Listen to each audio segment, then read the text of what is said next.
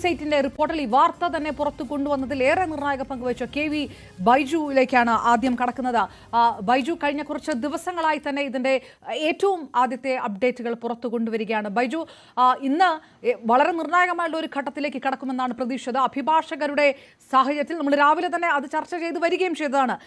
അഭിഭാഷകരുടെ സാന്നിധ്യത്തിൽ തന്നെ മൊഴി രേഖപ്പെടുത്തിക്കൊണ്ട് ശുചീകരണ തൊഴിലാളിയെ കൊണ്ടുവരിക, അങ്ങനെ ഈ മണ്ടുമാന്തിയുടെ ഒരു പരിശോധനയിലേക്ക് പോലും കടക്കാവുന്ന തരത്തിലേക്കുള്ള ഒരു പരിശോധനയുടെ തുടക്കമാകുമെന്ന് കരുതിയിരുന്നു. വനിതാ കമ്മീഷൻ വരെ ഇടപെട്ടിട്ട് ഇത്രയേറെ മാധ്യമങ്ങൾ ഇത് റിപ്പോർട്ട് ചെയ്തിട്ട് പോലും പോലീസ് ഈ സ്ഥലത്ത് എത്താതിരുന്നത് അത് അത്ഭുതപ്പെടുത്തുന്നതാണ്, ആശ്ചര്യപ്പെടുത്തുന്ന ഒരു കാര്യമാണ്. എന്താണ് സംഭവിച്ചതെന്ന്?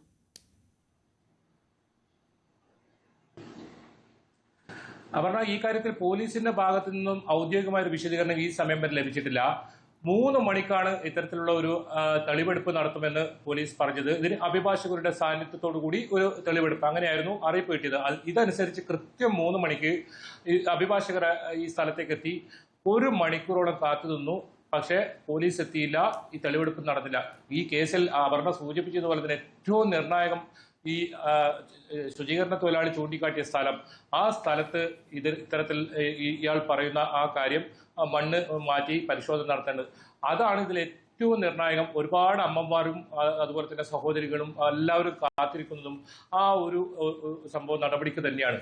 പക്ഷേ പോലീസ് എന്തുകൊണ്ട് ഒരാഴ്ചയിലധികമായി കോടതി ഉത്തരവിട്ടു, വിശദമായ അന്വേഷണം നടത്തണം, രഹസ്യമൊഴി രേഖപ്പെടുത്തി ശുചീകരണ തൊഴിലാളിയുടെ, എന്നിട്ട് ഒന്നും ഇതിൽ ബാധകമല്ല. ഇതിൽ ഏറ്റവും പുതിയൊരു അപ്ഡേറ്റ് ഇപ്പോൾ നമുക്ക് ലഭിച്ചൊരു കാര്യം അപർണ, പോലീസ് ഈ ശുചീകരണ തൊഴിലാളിക്ക് കോടതി പോലീസ് സുരക്ഷ നൽകാൻ പറഞ്ഞിരുന്നു. പക്ഷേ ഈ സമയം വരെ ഇദ്ദേഹത്തിന് പോലീസ് സുരക്ഷ നൽകാൻ തയ്യാറായിട്ടില്ല. ഇദ്ദേഹം ഇപ്പോഴും അഭിഭാഷകരുടെ സംരക്ഷണയിലാണ് കഴിയുന്നത്. ഏറ്റവും പുതുതായി നമുക്കിപ്പോൾ ലഭിച്ചൊരു വിവരമാണ്. ഇതിൽ ഈ SP, മംഗളൂരു SP ഇപ്പോൾ ഇതിലൊരു വിശദീകരണം നൽകിയിരിക്കുന്നത് ഈ ശുചീകരണ തൊഴിലാളിയുമായി എവിടെയാണെന്ന് നമുക്കറിയില്ല, അതുകൊണ്ടാണ് സുരക്ഷ കൊടുക്കാൻ പറ്റാത്തത്. ഇദ്ദേഹത്തിന് എന്തെങ്കിലും സംഭവിച്ചാൽ ഈ കേസിന്റെ എല്ലാ തെളിവുകളും അതോടെ ഇല്ലാതാവും. അങ്ങനത്തെ ഒരു സാഹചര്യത്തിലാണ് ഇപ്പോൾ ഈ കേസ് നിലനിൽക്കുന്നതിന്. ധർമ്മസ്ഥല പോലീസ് സംഭവത്തിൽ കേസെടുത്തിട്ടുണ്ട്, അന്വേഷണം ആരംഭിച്ചു എന്ന് പറഞ്ഞിട്ടുണ്ട്. കോടതി ഇതിൽ വിശദമായ അന്വേഷണം നടത്താൻ പറഞ്ഞിട്ടുണ്ട്.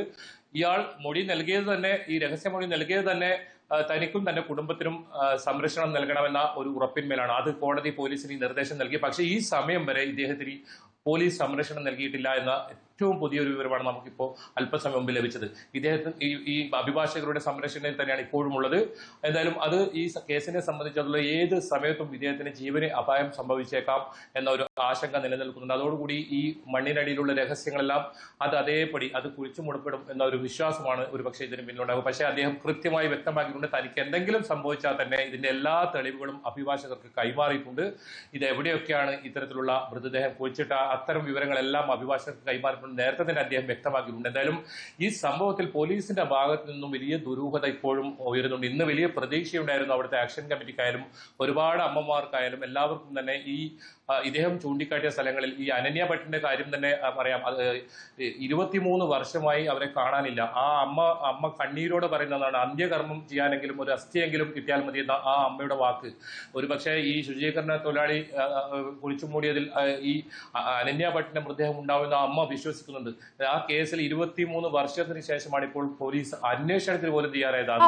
അതാണ് അനന്യ ഭട്ടിന്റെ തിരോധാനവുമായി ബന്ധപ്പെട്ട് സുജാത ഭട്ട് നേരിട്ട ഞെട്ടിക്കുന്ന ആ അനുഭവങ്ങൾ, ഒരുപക്ഷെ വിറച്ചു പോകുന്ന തരത്തിലുള്ള അനുഭവങ്ങളൊക്കെയാണ്. മകളുടെ തിരോധാനം അന്വേഷിച്ച് ഒരമ്മ ചെല്ലുമ്പോൾ, അന്ന് പോലീസിൽ ചെല്ലുമ്പോൾ ഇത് സ്വന്തം നിലയിൽ അന്വേഷിച്ചോളൂ എന്ന് പറയുന്ന പോലീസ് 23 വർഷങ്ങൾക്ക് ശേഷം ഇത് അന്വേഷിക്കാൻ തയ്യാറാകുന്നത് പുറത്തു നിന്നുള്ള ഈ സമ്മർദ്ദത്തിന്റെ ഫലമായിട്ടാണ് എന്നുള്ളതിൽ യാതൊരു തർക്കവുമില്ല. അപ്പോഴും അനങ്ങാപ്പാറായിട്ട് നിൽക്കുന്ന പോലീസ്, പ്രത്യേക അന്വേഷണ സംഘം എന്താണ് ചെയ്യുന്നത്? അത് പ്രവർത്തനം ഒരു വശം നടക്കുന്നുണ്ട്. പോലീസ് സുരക്ഷ പോലും ഈ പ്രധാന സാക്ഷിക്ക് കൊടുക്കാത്ത സാഹചര്യത്തിൽ അന്വേഷണ സംഘം എന്ന് പറയുന്നത് എന്താണ് കാണിക്കുന്നത്? വെറുതെ ഒരു പേരിന് ഒരു പ്രസ്ഥാനമായിട്ട് നിലനിർത്തിയിരിക്കുകയാണോ?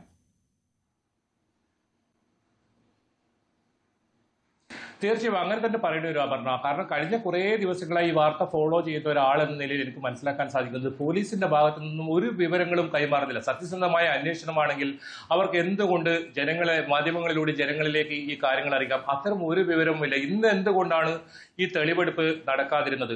ഏറെ നിർണായകമാണ് ഈ കേസിൽ ഈ തെളിവെടുപ്പ്. കാരണം അദ്ദേഹം പറയുന്നത് ഒരു ദിവസം താൻ മരിക്കുന്നതിന് മുമ്പ് തനിക്ക് ഈ മനസ്സിൽ അത്രത്തോളം സമ്മർദ്ദം ഇയാൾക്ക് ഈ ഒരു സംഭവവുമായി ബന്ധപ്പെട്ടിട്ടുണ്ട്.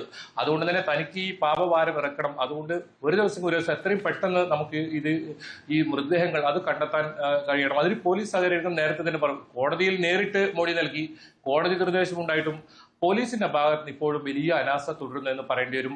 വലിയ പ്രതീക്ഷ ഉണ്ടായിരുന്നു രാവിലെ ഈ അനന്യ ഭട്ടിന്റെ കേസ് പോലീസ് സ്വീകരിച്ചതും അത് സംബന്ധിച്ച് അന്വേഷണം നടക്കുമെന്നൊക്കെ പറഞ്ഞ കാര്യം. പക്ഷേ ഇപ്പോഴും ഒരു നടപടിയും പോലീസിന്റെ ഭാഗത്ത് നിന്ന് ഉണ്ടായിട്ടില്ല.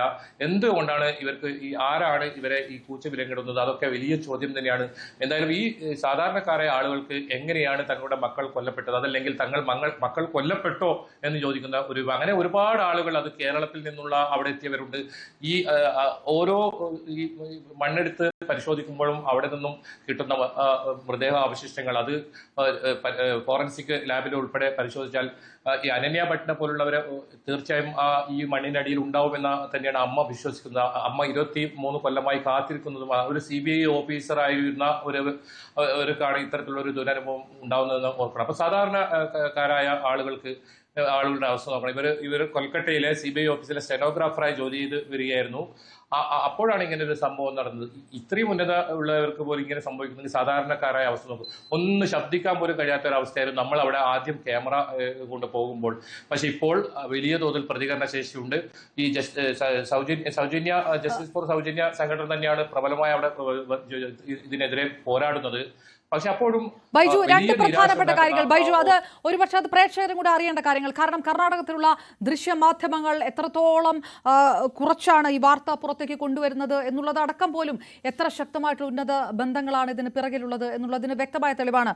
ബൈജു, ഇത് തുടക്കത്തിൽ തന്നെ റിപ്പോർട്ട് ചെയ്യുമ്പോൾ ഉണ്ടായിട്ടുള്ള തടസ്സങ്ങൾ ഒരു വശത്ത്, ഇപ്പോൾ വലിയ തരത്തിലുള്ള ജനരോഷം ഉണ്ടാകുമ്പോൾ അത് ഏറെക്കുറെ വാർത്ത കവർ ചെയ്യാനെങ്കിലും സഹായകമാകുന്ന അവസ്ഥ. പക്ഷേ ആക്ഷൻ കൗൺസിലുകൾ ഉണ്ടായി. ഈ ആക്ഷൻ കൗൺസിലുകളെ പല അംഗങ്ങൾ പോലും മിസ്സിംഗ് ആയ സാഹചര്യങ്ങൾ ഉണ്ടായി, മരണപ്പെട്ട സാഹചര്യങ്ങൾ ഉണ്ടായി. അങ്ങനെ ഇത് അന്വേഷണവുമായി ബന്ധപ്പെട്ട് പോകുന്നവർ പോലും ജീവൻ നഷ്ടപ്പെടുന്ന ഒരു സാഹചര്യങ്ങളിലേക്ക് പോകുന്ന ഒരു പരാതികൾ, അത് കൃത്യമായി അവിടെ നിന്ന് ആൾക്കാർ അത് പറയുന്നുണ്ടോ?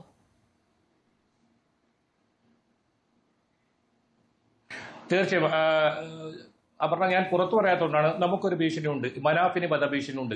മനാഫിനോട് തന്നെ ന്യൂസ് 18 റിപ്പോർട്ടറായ ബൈജു എന്നെ തന്നെ ചൂണ്ടിക്കാട്ടി ഇത്തരത്തിലൊരു വധഭീഷണിയുണ്ട്. നമ്മളത് കാര്യമാക്കുന്നില്ല. കാരണം ഒരുപാട് അമ്മമാരുടെയും സഹോദരിമാരുടെയും കണ്ണീരാണ്. ആ കണ്ണീരിനൊരു കാരണം കണ്ടെത്തണം. ആരാണ് ഇവരെ കൊലപ്പെടുത്തിയെന്നുള്ള കുറ്റവാളികളെ നിയമത്തിൽ മുന്നിക്കൊണ്ടിരണം. ഭീഷണി അത്തരത്തിൽ വകവെക്കാതെയാണ് നമ്മൾ മുന്നോട്ട് പോകുന്നത്. എനിക്കും ഭീഷണി ഉണ്ടായിട്ടുണ്ട്, മനാഫിന് അത് ഉണ്ടായിട്ടുണ്ട്. മനാഫ് അനുഭവം പറയും. എന്നാലും ഈ ആക്ഷൻ കമ്മിറ്റി ഭാരവാഹികളിൽ പലരും കൊല്ലപ്പെടുന്നു. അതായത് ലോറി ഇടിച്ചും വിഷമകത്തെന്നും ഒക്കെ മരിക്കുന്നു, തൂങ്ങി മരണമൊക്കെ ഉണ്ടായ സാഹചര്യമുണ്ട്. സാക്ഷി പറയുന്നവരെ പോലും കൊലപ്പെടുന്നു. സൗജന്യ കേസിലെ 4 സാക്ഷികളും ഇന്ന് ജീവിച്ചിരിപ്പില്ല. അവർ വാഹനം പിടിച്ചും അതുപോലെ തന്നെ ഈ തൂങ്ങി മരിച്ചും വിഷം കഴിച്ചും മരിച്ചു കഴിഞ്ഞിരിക്കുന്നു. അതെല്ലാം ആത്മഹത്യകളാണ്. ഇതിൽ 485 കേസ്, അത് ഏറ്റവും ശ്രദ്ധേയമാണ്. പോലീസ് തന്നെ നൽകുന്ന വിവരമാണ്. 2021 മുൻപ് 10 വർഷത്തെ കണക്ക് മാത്രമാണ്. 485 പേർ ധർമ്മസ്ഥലയിൽ മാത്രം മരണപ്പെട്ടിരിക്കുന്നു. അസ്വാഭാവിക മരണത്തിന് കേസെടുത്തിട്ടുണ്ട്. അതുപോലെ തന്നെ കൂടുതൽ ആത്മഹത്യയായിട്ടാണ് ഇവർ FIR ഇട്ടിട്ടുള്ളത്. ഒരു കേസിലും അന്വേഷണവുമില്ല, പ്രതികളുമില്ല, ഒരു കാര്യത്തിലും പോലീസിന്റെ ഭാഗത്തു നിന്നില്ല ഒരു അന്വേഷണവും ഉണ്ടായിട്ടില്ല. ഇത്തരത്തിൽ നമ്മൾ അറിയപ്പെടാത്ത എത്ര പേർ ഇങ്ങനെ മരിച്ചിട്ടുണ്ടാവും എന്നാണ് ആക്ഷൻ കമ്മിറ്റിയും ചോദിക്കുന്നത്. ഒരുപാട് ആളുകൾ പുറത്തുനിന്നും ഇവിടത്തേക്ക് എത്താറുണ്ട്. അവരൊക്കെ ഈ ലോഡ്ജ് മുറികളിലും മറ്റും ഇത്തരത്തിൽ കൊല്ലപ്പെട്ടിട്ടുണ്ടാകും. ഒരു പക്ഷേ വീട്ടുകാർ പോലും അറിയുന്നുണ്ടാവില്ല ഇവിടെ എത്തിയതാണോ. അങ്ങനെ ഒരുപാട് പേർ മരണപ്പെട്ടിട്ടുണ്ടാവും എന്ന് പറഞ്ഞു. നേരത്തെ ശുചീകരണ തൊഴിലാളിയുടെ ആ പരാതിയിൽ തന്നെ പറയുന്നുണ്ട്, നേത്രാവതി പുഴയിൽ ഈ ശവങ്ങൾ മൃതദേഹങ്ങൾ ഇങ്ങനെ ഒഴുകി വരുന്ന ഒരു അവസ്ഥ ഒരു കാലത്തുണ്ടായിരുന്നു എന്നാണ് അദ്ദേഹം പറഞ്ഞത്. ആദ്യം അദ്ദേഹത്തിന് ശ്രദ്ധയിൽപ്പെടുന്നതാണ്. ആ പരാതിയിൽ കൃത്യമായി പറയുന്നുണ്ട്. അതിനുശേഷമാണ് ഇദ്ദേഹം ഈ സൂപ്പർവൈസർമാരോട് ഇക്കാര്യം പറഞ്ഞപ്പോ ഈ നിയോഗം ഇയാളെ കൊണ്ട് ബൈജു, ഞാൻ തിരികെ എത്താം. ഇപ്പോൾ ആക്ഷൻ കൗൺസിൽ അംഗം കൂടിയാണ്